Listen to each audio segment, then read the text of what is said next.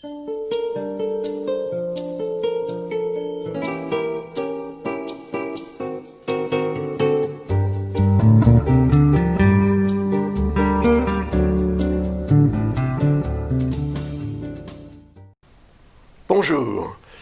Aujourd'hui, on va s'intéresser au thème de la nouvelle lune qui aura lieu le 17 septembre à 11h01, temps universel, c'est-à-dire heure de Greenwich.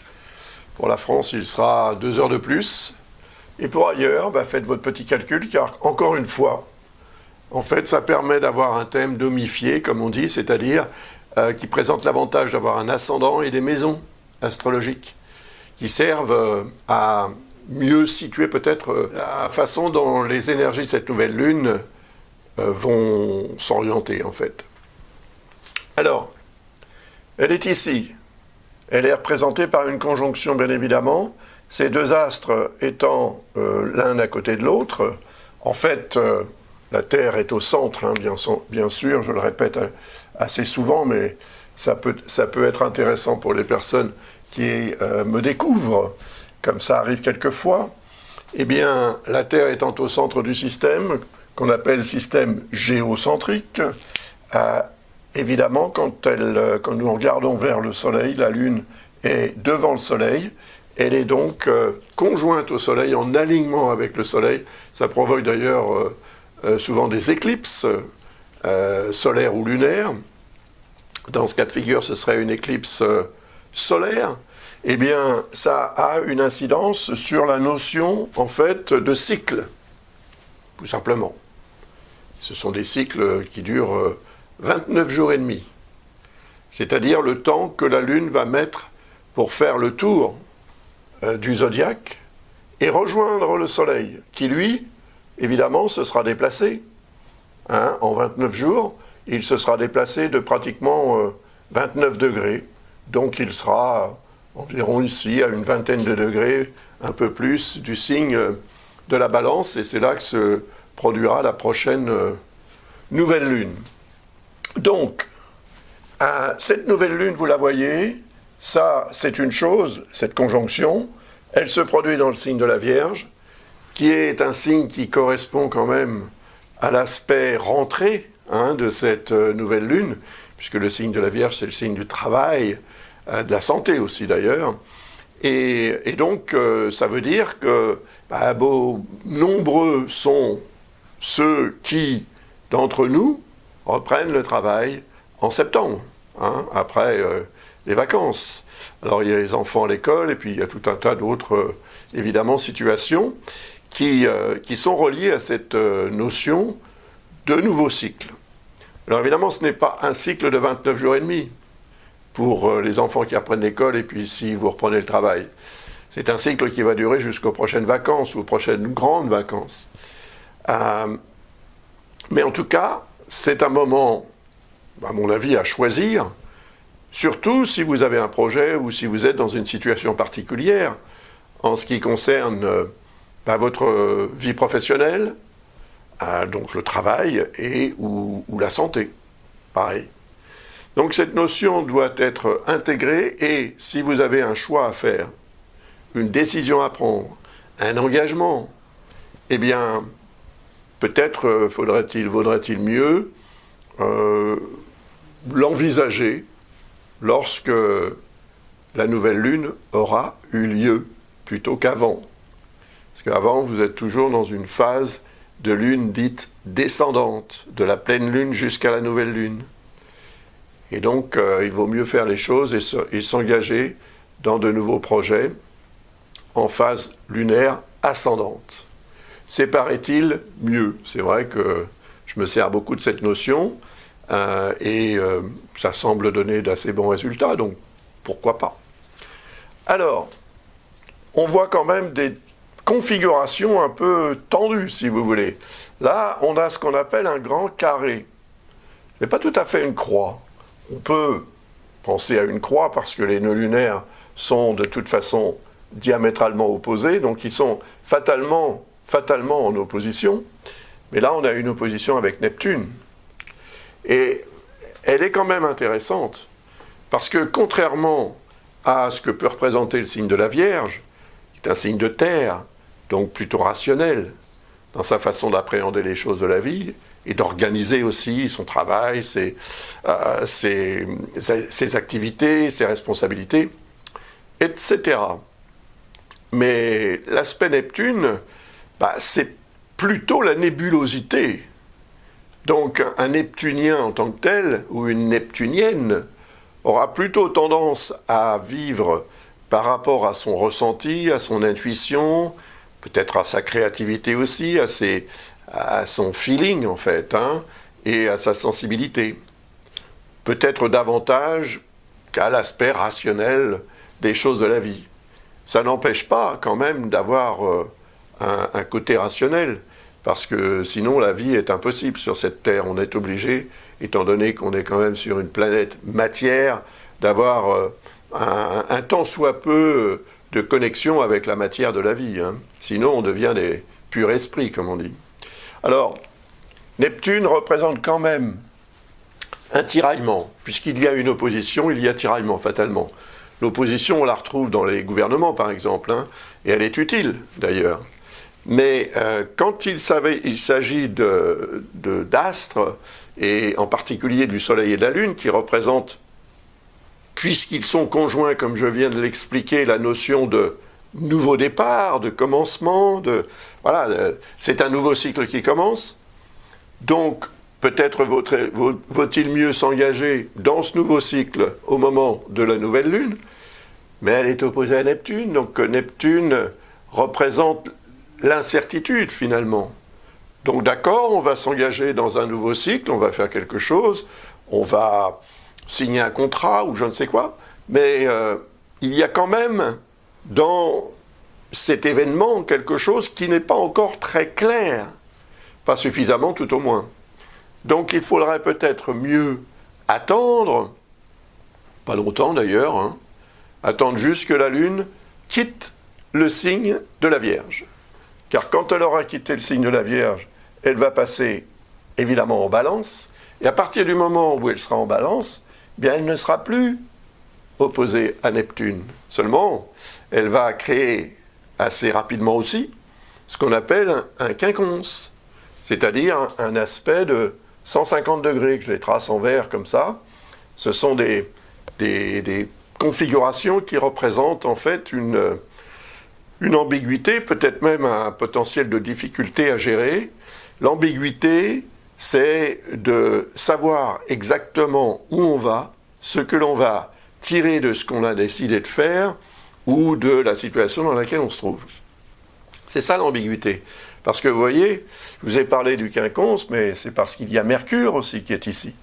Et Mercure, justement, représente le mental rationnel. Il ne représente pas l'intuition, l'inspiration, le sixième sens et la connexion avec l'invisible, l'astral ou la dimension spirituelle de la vie. Non, Mercure, c'est notre capacité intellectuelle, c'est notre cortex, nos neurones. Donc,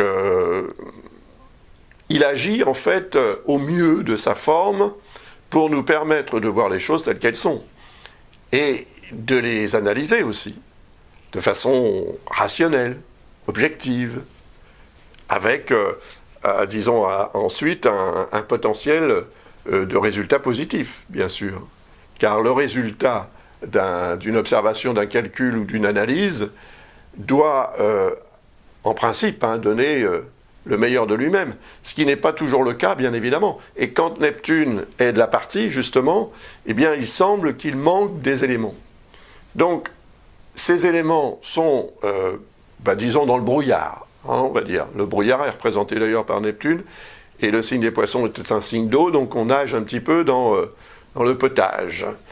Donc, si vous n'êtes pas sûr de vous, et que malgré tout, vous devez vous engager dans un processus de réalisation, peut-être vaudrait-il mieux donc attendre, non pas que la Lune passe en Balance, mais qu'elle arrive en Scorpion.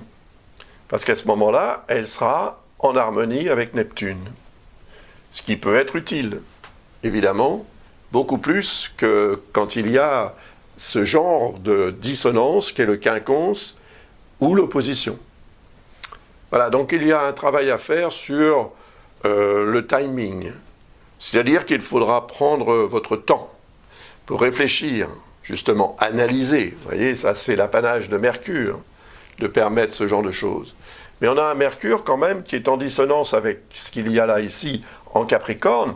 Et parmi ces trois, je les appelle les trois monstres, c'est vrai que leur conjonction en Capricorne depuis le début de l'année 2020 a bien fait parler d'elle, même si on n'a jamais évoqué ça, évidemment, aux infos. Hein. Mais on a quand même traversé une période assez intense et on peut dire que 2020 est effectivement une année historique.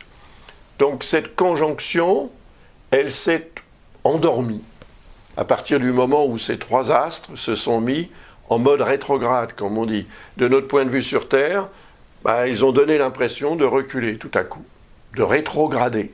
Évidemment, ça n'est qu'une impression. Mais quand même, ça a un effet physique. Et disons que ça, oui, ça apaise, ça met ces énergies en stand-by.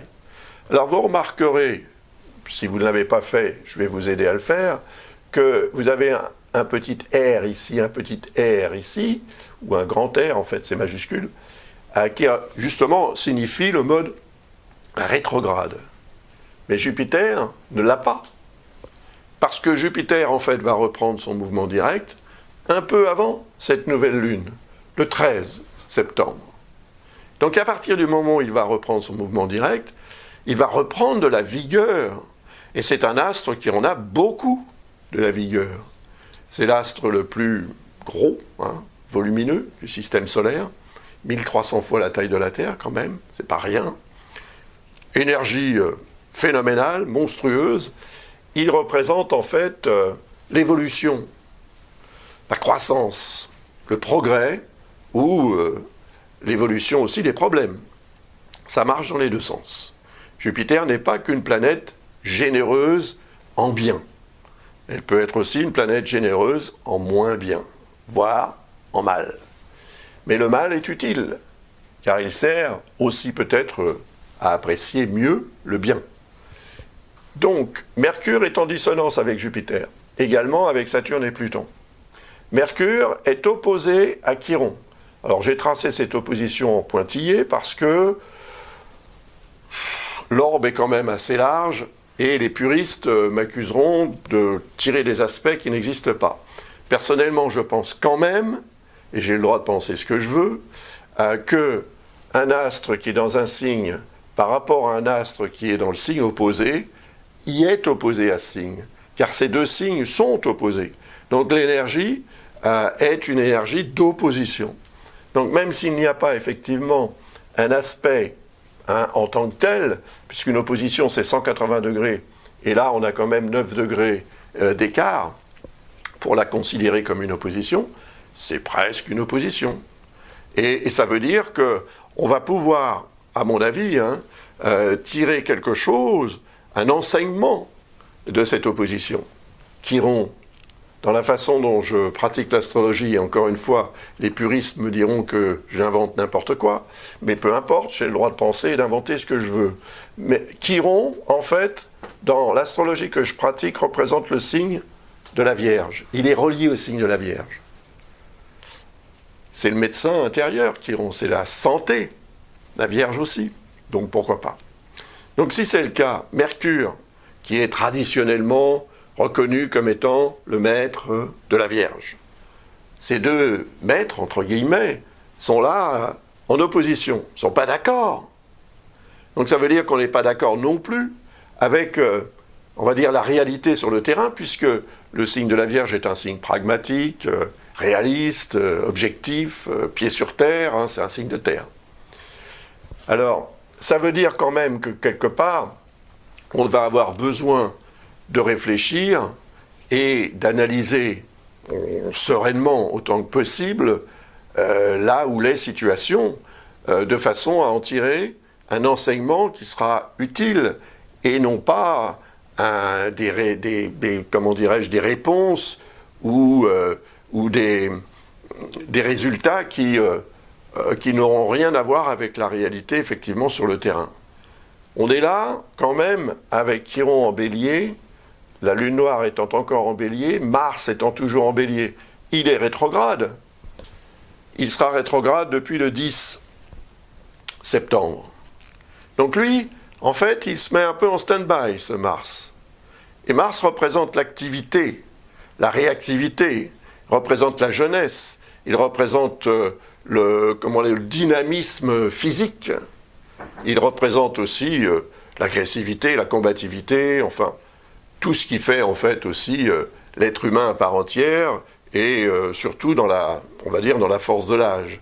Et cette jeunesse qui est représentée par Mars, reliée au signe du Bélier, qui est le premier signe du zodiaque, est évidemment aussi cette catégorie de population qui se lance sans forcément réfléchir immédiatement, qui vont se lancer vers quelque chose qui les attire et s'apercevoir, lorsqu'ils arrivent à destination, qu'ils auraient mieux fait de rester là où ils étaient. Mais bon, c'est la jeunesse, comme on dit. Le problème, c'est la lune noire. Elle est toujours là, et elle sera là jusqu'au mois d'octobre, dans le signe du Bélier. Et Mars aussi, d'ailleurs, puisque Mars sera en Bélier jusqu'au début du mois de janvier de l'année prochaine, jusqu'au 6. Donc, attention à cette lune noire, car elle représente les zones d'ombre. Elle représente ce qu'on ignore, ce qu'on ne veut pas savoir, ce qu'on ne veut pas voir, ce qu'on ne veut pas qu'on voit, également. Donc tout ça, ça peut alimenter aussi une tendance à agir ou à réagir, on va dire, un peu n'importe comment. On est dans le noir. Donc quand vous traversez une pièce dans le noir, il faut faire attention quand même, pour éviter de trébucher sur quelque chose qui vous poserait un problème. Donc cette position-là, cette trilogie en fait, en bélier, comme elle est en dissonance avec ces trois-là, et que Jupiter s'est réveillé, alors que Mars commence à s'endormir, eh bien, je pense qu'il va y avoir un effet. Et cet effet, c'est de reprendre un phénomène d'évolution, d'effervescence et de croissance d'une problématique, puisqu'il y a une dissonance. Il doit y avoir une problématique. Et cette problématique peut devenir assez difficile à gérer, étant donné la force de Mars en bélier, qui, malgré le fait qu'il soit en mode rétrograde, reste quand même la planète de ce signe, le dieu de la guerre, et s'il s'endort un peu, il n'empêche qu'il a quand même ses armes près de lui, et comme il est, comment dirais-je, dans la confusion ou dans le noir, comme on l'a vu tout à l'heure, c'est sûr que ça peut avoir un effet de répercussion sur des situations qui, dans le monde, pourraient devenir des sources de préoccupation majeures. En rapport avec cette notion d'activité, de suractivité ou de surréactivité, et en même temps aussi cette notion de nébulosité, d'incertitude, c'est ça, c'est naviguer dans le noir, sans lumière, et aussi cette notion de santé ou de responsabilité, la tendance à analyser les choses, tant que Chiron est en bélier, et ça va durer quand même jusqu'en 2026, c'est un astre qui se déplace assez lentement dans ce genre de signe, donc il va y séjourner pendant 8 ans, il y est depuis 2018, et il est automatiquement et systématiquement, et pendant toute la durée de son transit, il sera dépendant, on peut dire, de l'énergie de Mars, puisqu'il est chez Mars. Donc là, Mars est chez lui. Il est chez lui depuis le 28 juin. Ça va durer jusqu'au 6 janvier, comme je le disais tout à l'heure, donc c'est un transit qui va durer 6 mois. Donc pendant 6 mois, en fait, Chiron doit se plier en quelque sorte, on va dire, à la volonté de Mars. Mais Mars, il n'est pas sûr de lui, parce que la lune noire est là. Et cette lune noire, qui n'est pas un astre, qui est un point d'énergie, un point fictif, comme on dit en astrologie, déterminé par on appelle ça le foyer de la Lune, c'est assez complexe. Mais ça veut dire justement que cette complexité est reliée à un degré d'inconnu, en fait, un degré d'inconnu, d'incertitude, etc.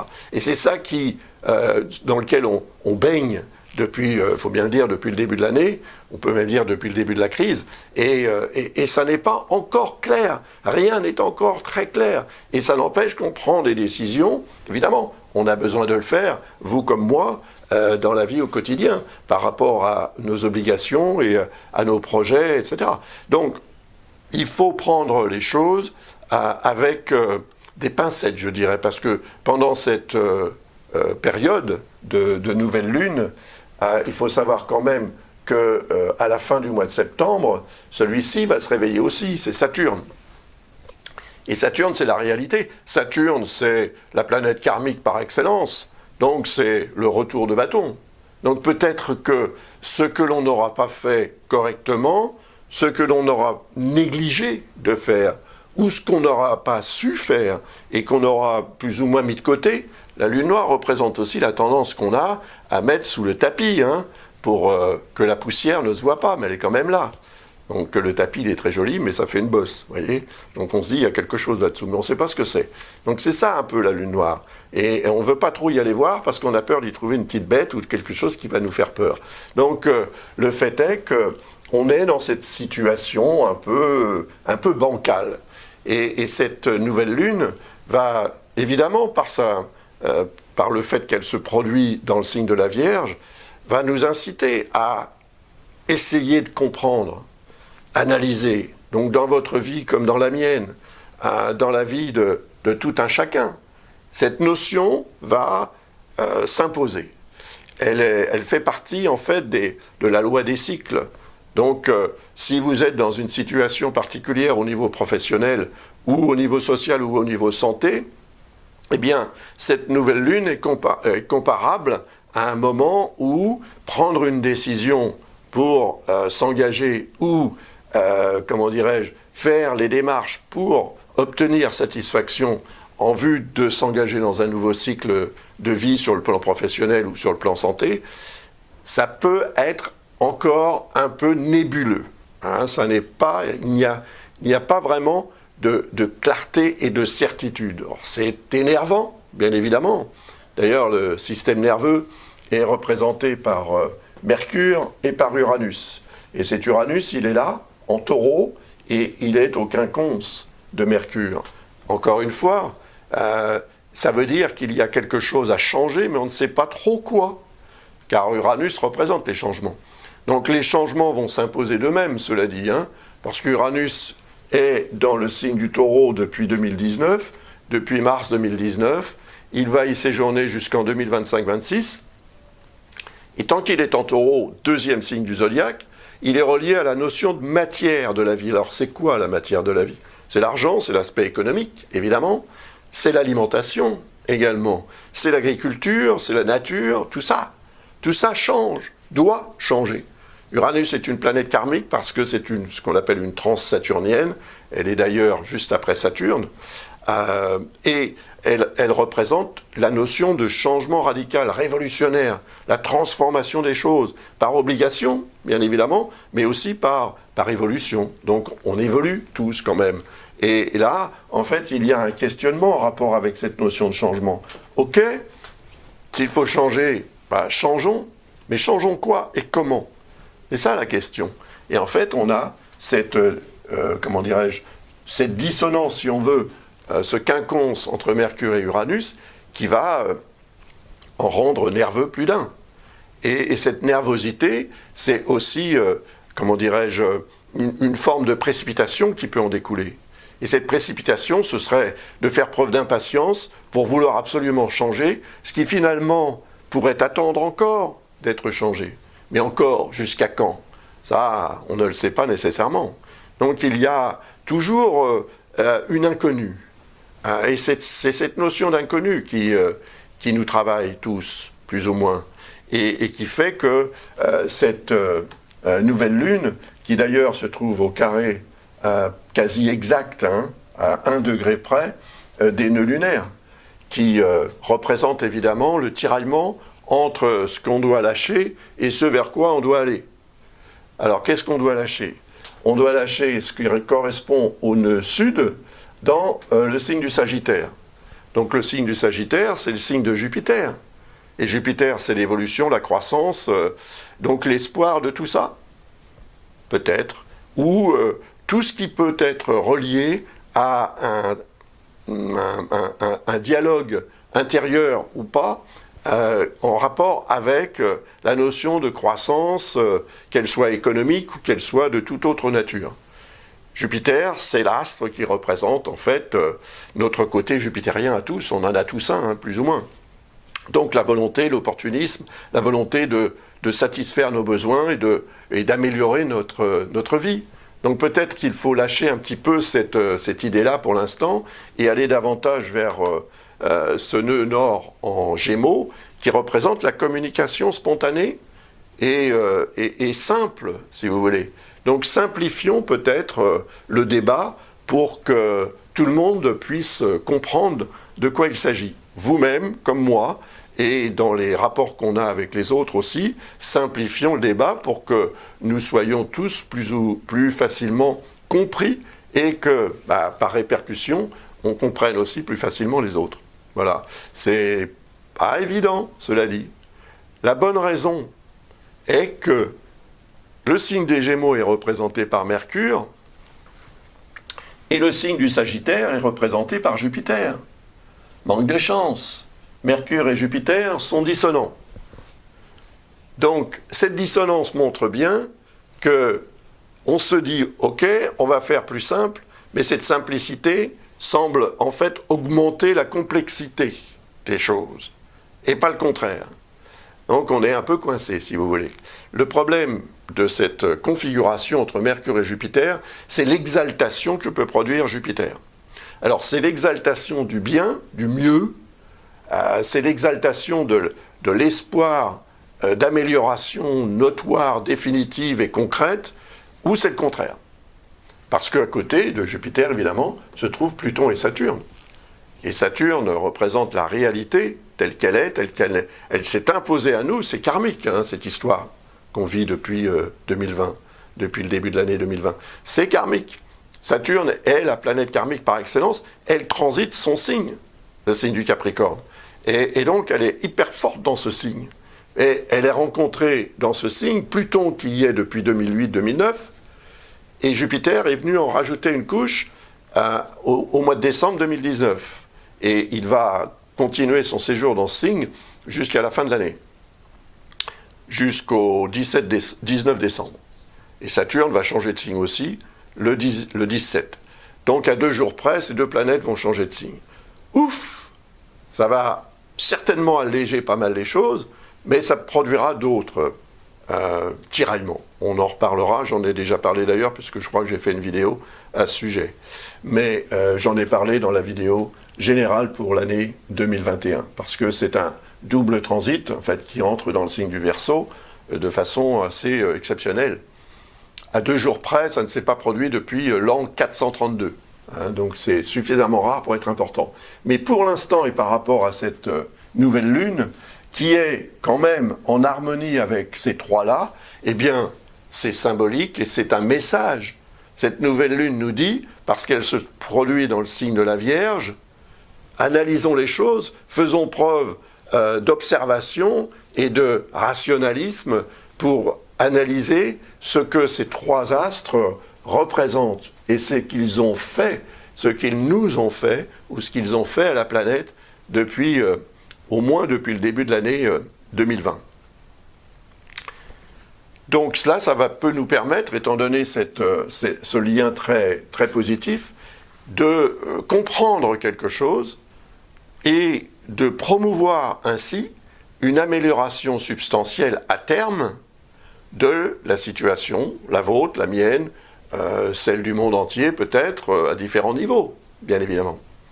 Donc, si vous souhaitez vous engager dans un nouveau cycle à partir du moment où cette nouvelle lune va se produire, c'est sûr que cette configuration avec la nouvelle lune, ces trois trigones, comme on les appelle, vont vous être très utiles pour tirer parti.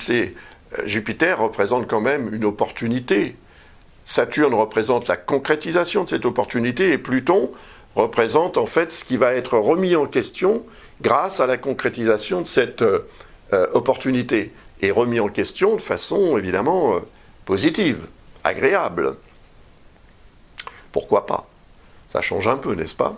Donc là, il faudra peut-être attendre quand même, si une opportunité se présente, elle est représentée par Jupiter. Mais Saturne va reprendre son mouvement direct à la fin du mois de septembre, et Pluton au tout début du mois d'octobre, dans la première semaine d'octobre. Donc peut-être que l'opportunité, la décision ou l'engagement que vous pourriez être tenté de faire à cette époque, c'est-à-dire au moment de la nouvelle lune, aura des répercussions concrètes, peut-être au début du mois d'octobre. C'est là que ce que vous aurez décidé se mettra réellement en place. C'est pas si loin que ça, hein. Ça vaut le coup quand même d'attendre. Surtout si ce que vous voulez faire est important, bien sûr. Alors après, j'ai noté quelques dates. C'est la date des passages de la Lune à la conjonction de ces astres et de ces éléments. On voit ici que le 5 septembre, Mercure est entré en Balance. Et le 18, en fait, dans la nuit, la Lune va arriver à la longitude de Mercure. Ça peut produire, c'est la nuit.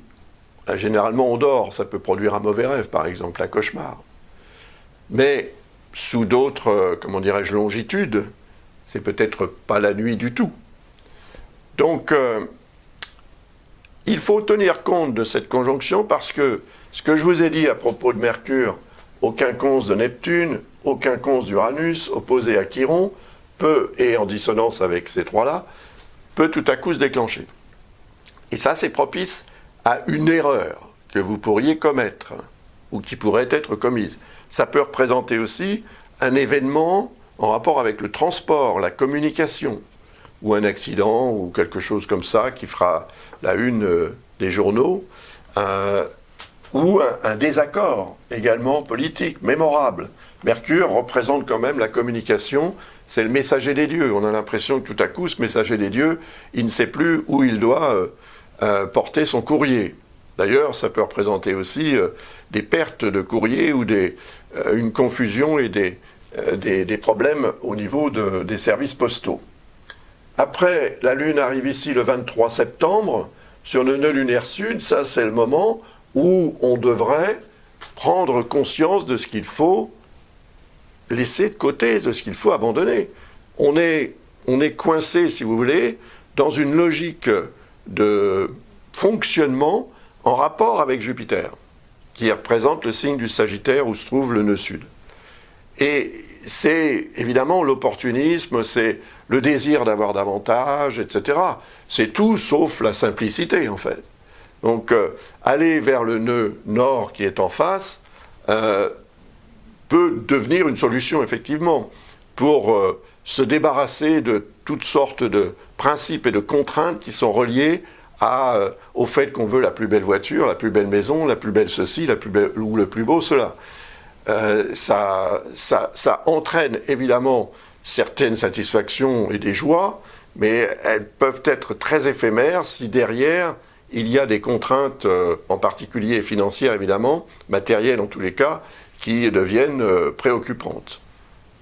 Donc peut-être une décision à prendre ou un éclairage qui se fait là tout à coup au sujet de ce que je viens de vous expliquer. Et puis ensuite, la Lune va passer sur Jupiter, Saturne, Pluton, et là, elle va déclencher effectivement ces trois énergies pour tenter de réveiller les deux autres, Saturne et Pluton qui dorment encore. Jupiter, quant à lui, commence à être un petit peu nerveux, il a envie de prendre de la distance par rapport à ces deux-là, ou deux autres, mais il va falloir quand même qu'il attende le mois de décembre pour le faire, et peut-être qu'il y a là un message aussi. Donc, si vous êtes vraiment motivé pour vous engager dans quelque chose ou saisir une opportunité et promouvoir votre situation, etc., faites-le. Mais faites-le dans l'idée que ce que vous allez obtenir, en fait, peut devenir vraiment concret à partir du moment où Jupiter et Saturne seront sortis du Capricorne pour passer en Verseau à la fin de l'année, un peu avant Noël. Voilà. Après, la Lune va passer ici, le 30 septembre, à la longitude de Neptune, et évidemment, cela va produire ce que j'expliquais tout à l'heure à propos de Neptune, peut-être la prise de conscience qu'on s'est fourvoyé quelque part, qu'on a commis des erreurs, qu'on y a cru, mais que c'était pas ça. Vous voyez, c'est la discorde entre le rêve et la réalité. Les rêves sont représentés par Neptune, donc c'est bien de rêver, on a besoin de rêver, mais en même temps, il faut au maximum, disons, rester, comment dire, objectif. Avec Neptune, on n'est pas objectif, on n'est pas dans l'objectivité, on est dans l'intuitif. Donc, et on est dans l'idéal qu'on souhaiterait atteindre. Donc peut-être que là, ce passage de la Lune à la longitude de Neptune remettra quelques pendules à l'heure, si je puis dire, dans la vie de certaines personnes.